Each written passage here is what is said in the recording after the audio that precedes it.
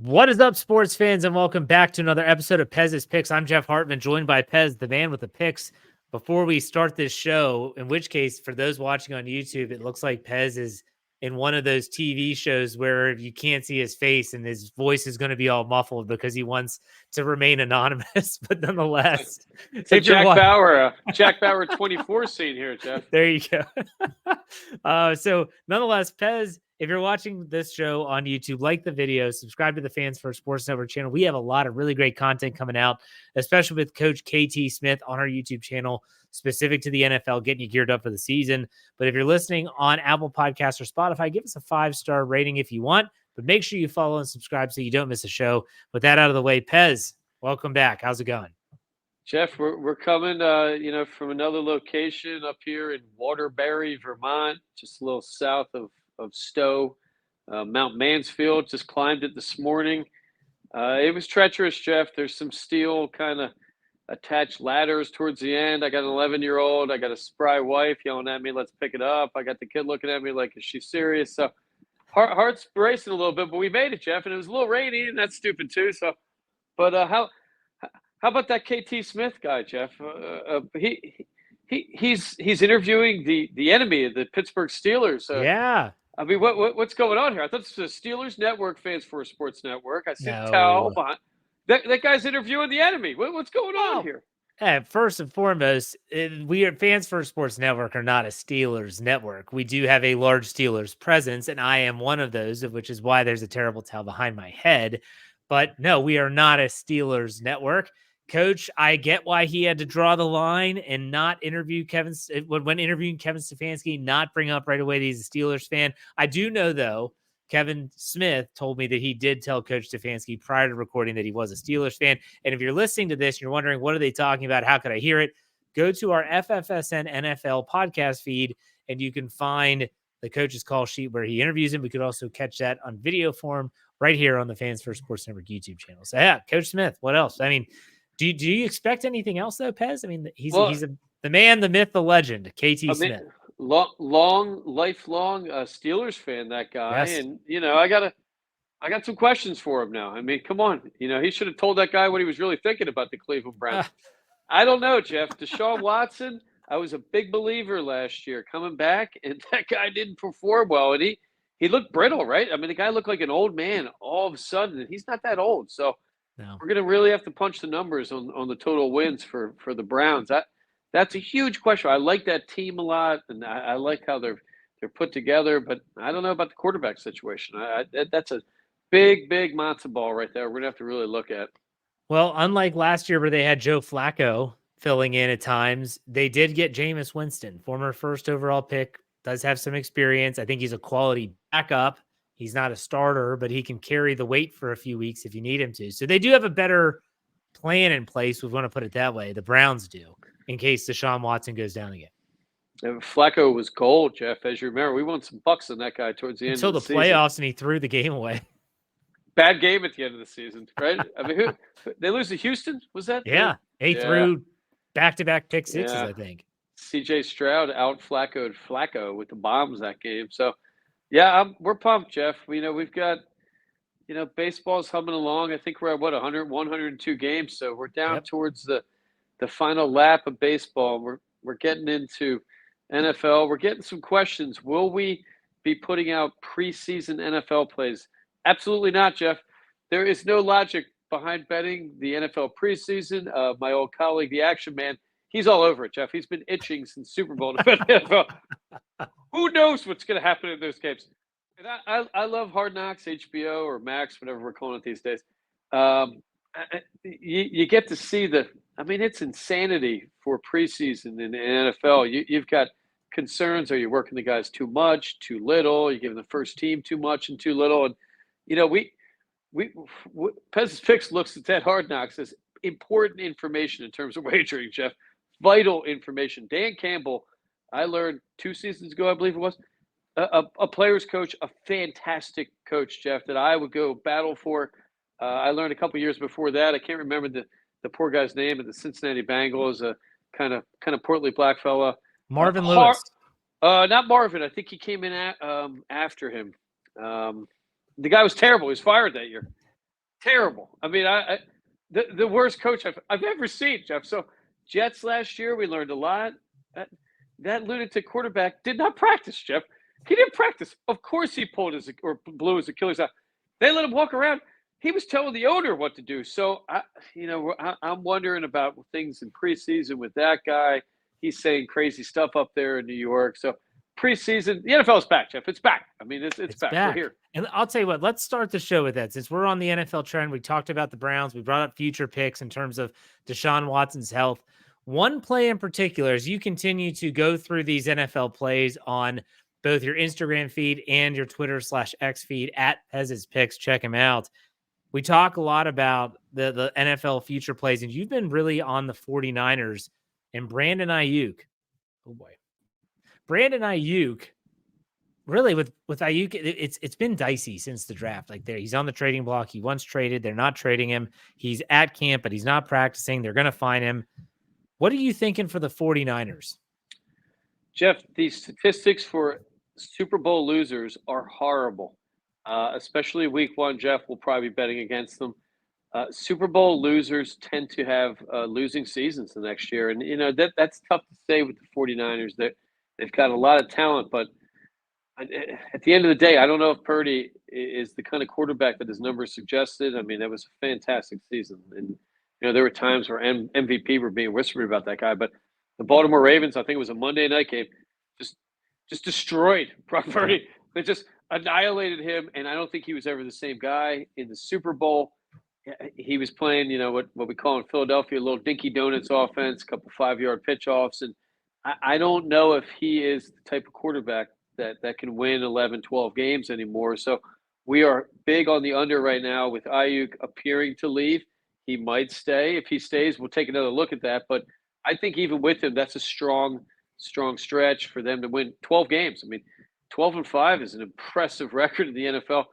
13-4 is even more impressive. So, there was an injury bug. Purdy, McCaffrey, Debo. I mean, these guys get hurt a lot out there for some reason. I don't know what's going on, Jeff. It's a tough place to live. I've been to San Francisco a couple of times. It's expensive, stressful, and the air is weird. It's always cold and damp, Jeff, which is bad news for backs and bones and recovering from getting banged up playing an NFL game. So I think it's tougher to win in San Francisco, even as the home team, than a lot of other places around the league. And I wonder about that team, and I think the under right now is the play. You're getting plus money too. Yeah, the Aiyuk situation is really dicey because when you look at it from an outsider's perspective, so I have no horse in this race, and Aiyuk, if he stays, I think he earns $14 million. He wants a new contract. He wants to be paid like the Justin Jeffersons and the Stephon Diggses of the National Football League. The problem is that the 49ers say, well, we still have contractual control this year of you. We're not going to trade you. If we're going to trade you, we're going to ask a king's ransom. Because if they let him walk after this year, they would get it probably at the best compensatory pick. The comp pick is a 3rd-round draft pick. So we'll take a 3rd rounder, but we're not taking, you got to give us a 2nd or a 1st. Not many teams are going to part ways with that. And if they do trade him, let's say to the Pittsburgh Steelers, I don't think that's going to happen. But if they do, the Steelers have to pay this guy. And I think that Aiyuk is going to play for the 49ers this year because eventually he has no leverage in this situation. They can franchise tag him next year. As a player, he either plays or he sits out and doesn't make any money at all. And Pez, you know as well as I do, those players are not willing to do that. Well, you would think, Jeff, and, you wonder the logic here. I like to think from both sides of it. As the employee, as the player, you're not getting many big contracts. I mean, when I'm looking at these totals, I look at the running back's age and that Hard Knocks. They talk about it. 27 is an old man for running back in the NFL. So, for Aiyuk, what's he have? One more big deal. I think that kind of guy would be willing to sit out most of the preseason, if not all of it, right? And when players do that, skilled players do that. For linemen, I don't think it matters very much. Quarterbacks, receivers, running backs, even secondary guys that are using their legs and athleticism, they tend to have off years and tend to get hurt. It's not even about taking the hits anymore. You got to get reps on the muscles. That game moves at a speed no other sport moves at. I would argue, and I think Aiyuk, whether he comes back or not, if it's not soon, if we get a couple weeks into preseason and he's not back and he's one of these guys that, barely has any preseason, I think we're looking at a bad year for the 49ers and for Brandon Aiyuk. I don't think that offense works without Aiyuk. I really don't. I don't think Debo's got the legs anymore to stretch the field. And I think without Aiyuk, you're just doubling him out of the game. And Purdy's then, he's got one option or he's throwing a Kittle or a dump off. So I think that's a little bit more predictable offense. And 11 and a half wins. It's a ridiculous total, Jeff. 12 wins is an awesome season. I mean, Yeah. 12-5, 13-4. Very few teams are getting there anymore. And, the Birds are on their way, Jeff. And I mean, that we'll be talking about them in the coming weeks. Super Bowl whispers again for the Birds. Oh Jeff. my gosh. What's their total? What's the Eagles total? I believe it was 10.5, Jeff, or 9.5. We took a big over. I mean, we're already giving them away. Week 1, Jeff. Week 1. They're down in Brazil playing the Packers, and Jordan Love is, we got contract situations there. When you look at these total plays, you really got to look at, are the top guys or the skill guys coming in happy and they're getting full training and full coaching. As a quarterback, if you're missing preseason, you're toast, right? I mean, you're memorizing thousands and thousands of things, and you need the reps, muscle memory. And I like Love, but contract holdouts, never a good option in the NFL, and that's never a good omen in the NFL. 10.5 for the Philadelphia Eagles, and you're hammering the over. That's still going to be a tough division. I think the Commanders are vastly improved. The Cowboys, regular season-wise, are still legitimate. And, I don't know. The Giants stink. They're awful. But 9.5, Jeff. It's 9.5 or 10, Jeff. Sorry, for the Philadelphia Eagles. 9.5 or 10. Oh, well, then that's different. I'll take the over there. 9.5, 10.5. I would definitely hedge on the under. I believe we got it at 9.5, and that's a big over for us. But I'll tell you that's a tough division. At any time, the Cockroaches can win games. I mean, they've got talent just as well as they can blow games. At some point, the Redskins they got to get better, right? The New York Giants. I love this Hard Knocks because I think the Giants did the right thing letting Saquon go, but I don't think Saquon was the player to help build that team back. But for the Philadelphia Eagles, I think Saquon could be the guy to win the division and win the Super Bowl. I think that he was a piece the Eagles needed more than the Giants needed. I don't know. I think the Giants need a quarterback too, though, Jeff. I mean, who are we talking? I mean, this guy. Come on, Daniel Jones. It's not a strong quarterback. Coming off an injury too. I'm selling that big time. Well, let me say this. The last thought before we move on from the NFL and we start talking about your MLB plays. Everyone's on the Eagles and they're on the bandwagon, but no one is willing to, except for me, to talk about how they finished last season and how that has not been addressed yet. No one has been able to pinpoint what went wrong. Sirianni can't. They replaced the coordinators of players. Fletcher Cox said after the season that he doesn't know what happened.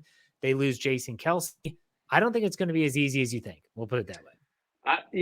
That's good point, Chef. I just read a Philly article today about how Hurts has not addressed the Sirianni situation. There's a couple charity events. There's one in my town that Kelce hosts that players are at, and there's softball games, and he hasn't really spoken about Sirianni. I think management is bigger on Jalen Hurts than they are on Sirianni right now. And the rumors are, Jeff, that AJ and maybe Jalen is hanging out with AJ's girl. I don't know, Jeff. I don't like talking about it. That was the rumors out of Philly that there's some sort of a Bermuda Triangle of love, Jeff. So, which makes sense, right? I don't know what happened, Jeff. I don't know. We don't want to know. I love both guys. The question, can we replace Kelce? That's a big question. Do we have a linebacker this year? Where are we getting our sacks, right? We let Hassan Reddick go, who's holding out, Jeff, right? There's another guy who's holding out. So maybe that was the right call. But I think the Birds are prepared. And I don't think the NFC, other than San Francisco and the Birds and Detroit, maybe, that's not very talented. I mean, there aren't many teams this year that are much better than last year. So, going into this NFL season, we're going to be looking at quarterbacks. I think when you have a heavy rookie draft, I think it's an easier gambling year, Jeff, because these guys, what do we have? 5 quarterbacks go in the top 10? Yeah. Or 4? So top 11 or something like that, yeah. That's a ton of money. They're going to be throwing these guys out to the Wolves, Jeff, and that's when we start really dialing in on gambling. I love betting against rookie quarterbacks. I don't care how good you are. There ain't many C.J. Strouds, right? One every 20 years. I think it's murderous to put an NFL rookie out there unless it's a Stroud and occasional few guys. So that's going to be something we're looking at as we go through training camp. I'm not a big McCarthy guy. I can't wait for him to play, Jeff. I think it's a turnover machine waiting to happen. We'll be looking at offenses as well. Sometimes rookies are great in college. You step into an offense, it's not designed for you. So we got a lot of numbers we're going to be punching when we get back from this Vermont trip, Jeff. And it's the beer capital of the world. I'm trying to lay low on that beer. I got Uber's tough to find around here. So my 11-year-old, he might be able to drive here, Jeff. I don't know. I'm hoping he can. All right, let's shift gears. We'll be talking about NFL futures as we continue to get closer to preseason action as training camps are just kicking off. Let's talk about Major League Baseball. We decided before we hit record today that we're going to cut Major League Baseball season in half. Everyone does that anyways. Pre-All-Star break, post-All-Star break. And in Major League Baseball, we were 59% win percentage prior to the All-Star break. After the All-Star break, it's a small sample size, but we're 2-1 since the break. I will give you props. You avoided Paul Skeens against the St. Louis Cardinals at home. I thought for sure you were going to go all in on Skeens, but there was something about that game, something about that team.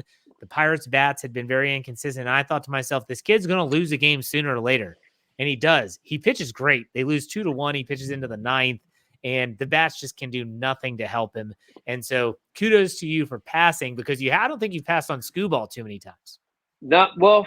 A couple reasons why we're passing either of those guys, Jeff. But minus 180 for Skeens yesterday. That's a huge amount of money to lay out, especially the guy coming off. I mean, that was his coming out party, right? This guy, Yeah. I think he's on a 1-year, $10 million deal, if I'm correct, right? Now they have contractual control for like the next 3 years.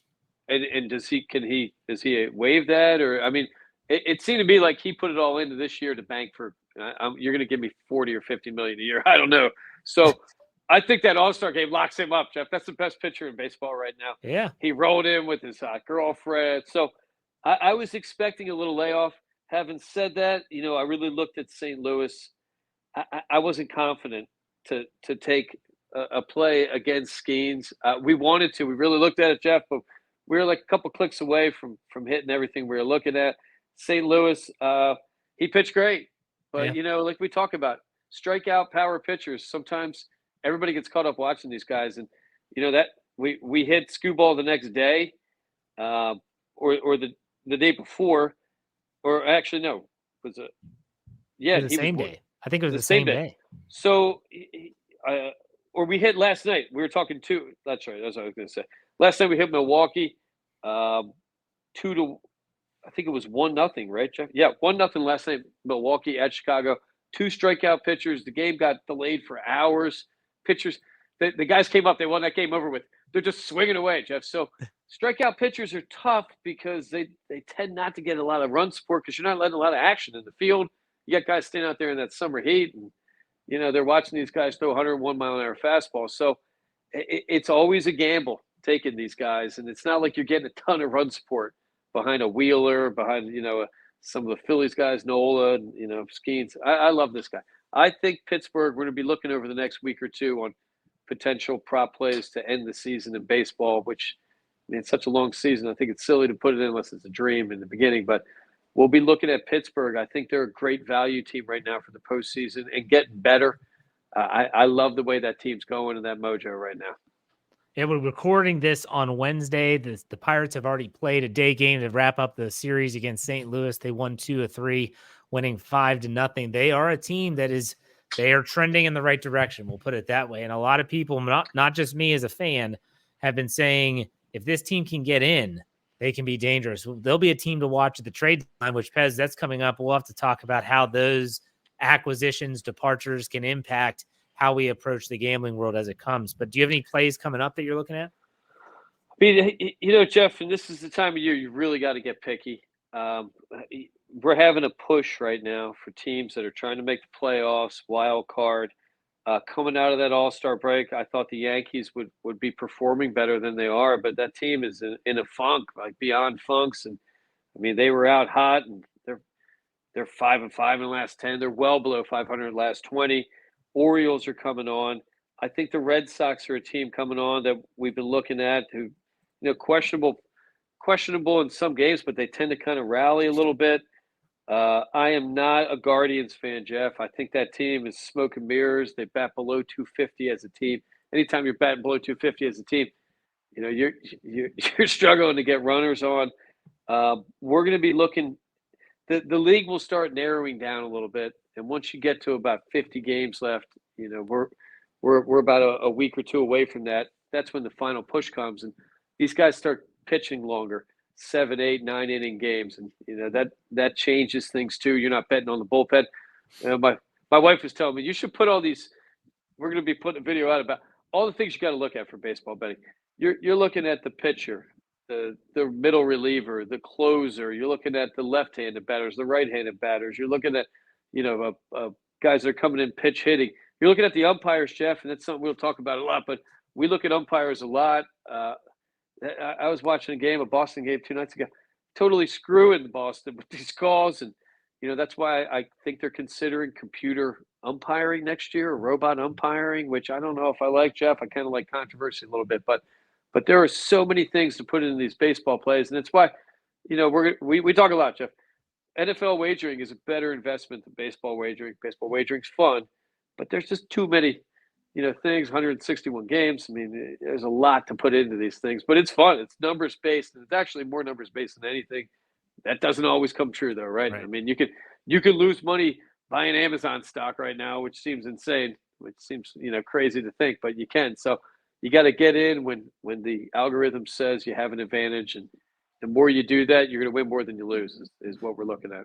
I just to touch real quick, you brought up the robotic umpires. I think that the best way, and this is something that they do in the minor leagues, and it works well. I don't know if you've seen this, where the pitchers can challenge a ball or strike, and all they have to do is like a tip of the cap, or they touch the top of their hat, and then it's like in tennis, and they look over, they do a quick, hey, they hit the strike zone. We reverse the call. It's a strike. It could be a strike 3. It could be a ball 4. It could be whatever. I think that's the way it should go. That way you still have the human element, but you're also bringing in the technology to help. To be honest with you, Jeff, I hate killing the pace of play with replay in all sports, Jeff. The only one I like it is tennis. I love when they challenge and they show that replay. That's it's quick and easy, right? This would be the same thing. This would be the same thing with balls and strikes. I don't know. I hate the shot clock in baseball too, Jeff. I hate the pitch clock. I like a long, boring, drawn-out game. You forget who's winning. I don't like replay in any sport other than tennis, Jeff. NFL, the Immaculate Reception, that might not have passed, Jeff, on the NFL replay, right? That thing might have scuffed the grass.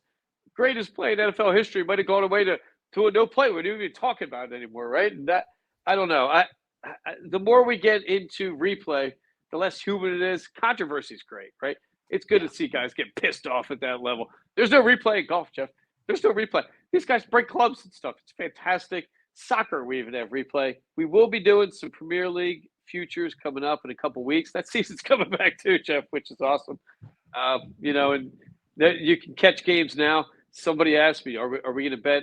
They call them friendlies right now, Jeff, where you got teams from around the league, Manchester City, United, all the different leagues, Real Madrid, and they play these kind of scrimmage games in America and across in Japan and China. So we will not be doing that either, Jeff. I don't even know some of these guys are putting out there. They're all amazing players, but we'll be doing some future plays Premier League coming up in a couple of weeks.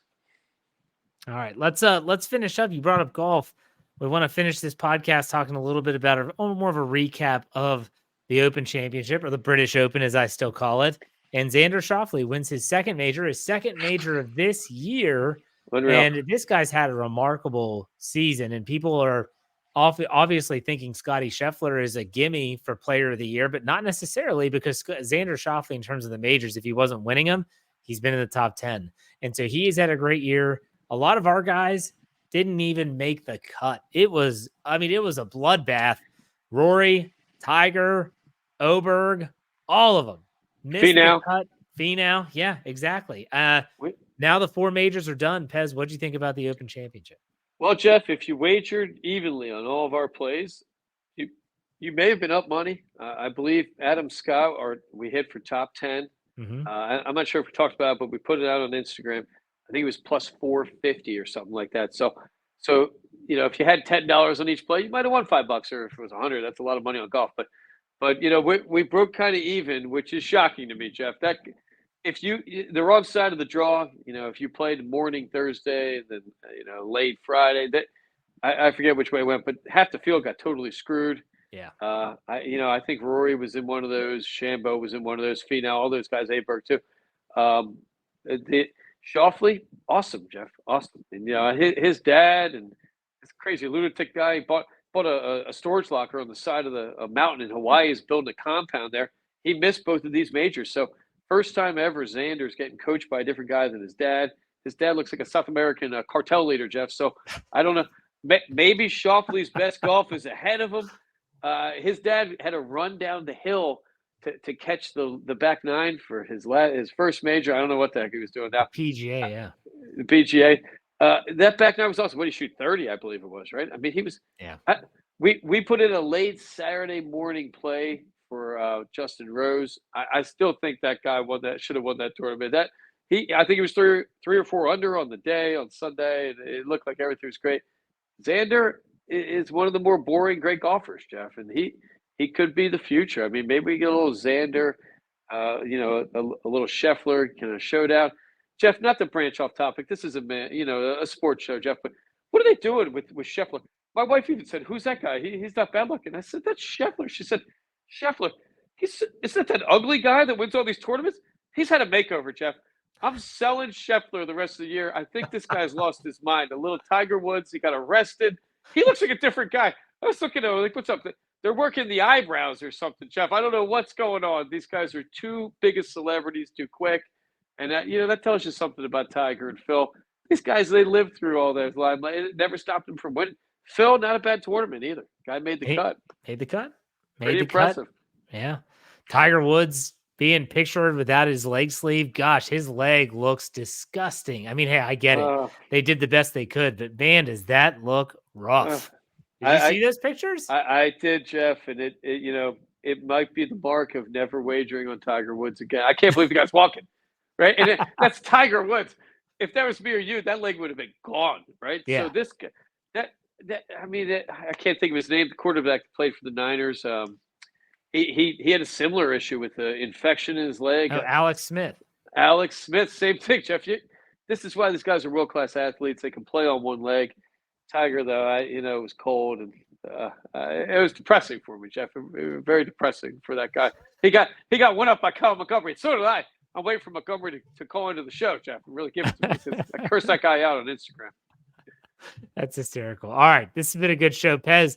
What's your final thoughts? We're gearing up for football, but it's not here yet. We still have the stretch run in baseball. What's your final thoughts? Jeff, there's no plays today. We looked at the numbers, and you get clarity in this fresh air up here, Jeff. It's Wednesday. I don't know what date it is, but they're talking northern lights, Jeff. Of something I've never seen. You get some green laser lights going in the sky, and that. I'm not talking about the legal stuff that they do up here, Jeff, but you can actually see them and be sober. So mind's clearing. We're finishing strong baseball. That doesn't mean we're going to have plays every day. And we're turning the page of football, Jeff. This is it. I feel like we made it through the summer, and we got about 5 weeks left of summer. So we're rolling here. We're going to be climbing some other peak or waterfall. If I'm not here next week, Jeff, remember my wife and son are Sicilian, and I think they got a life insurance policy. I look at them looking at me on top of these mountains. So I'm an Irishman. So remember, Italian and Irish, not always friendly. So let's get this out there for legal purposes. If I can't be found next week, Jeff. I mark the tape, and if you go, I will take over. Just so you know, my man. I appreciate it. Go All Birds. Right, thanks for your time, man. We'll talk next week. Take it easy. All right. See you.